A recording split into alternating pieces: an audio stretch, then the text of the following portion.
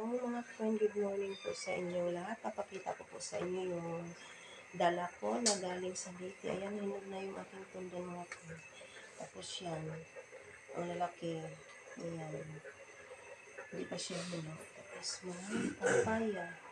Tapos tatlong alibang pirasong kamote. Ayan mga friend, napakadami po yan. Dala ko saging, tapos may buko po.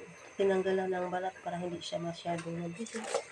Ayun mga friend, ang gaganda ng saging. Napakalaki, masarap talaga. Ang saging galing na ang probinsya kasi malasa po siya. Ang lalaki mga friend. Yan. Daming saging. Namimigay po ako sa aking kaibigan at saka sa kapitbahay ko po mamaya. Dahil napakadami po ito mga friend. Yan. Dami-dami. Sana malapit ako sa inyo para mabigyan ko rin kayo ng saging. Napakadami po ito mga friend. Binigay na yan sa akin lahat. Ayan. Ang laki mga friend. Napakalaki ang saging. Yung aking tundan. Ito ang lalaki na tundan.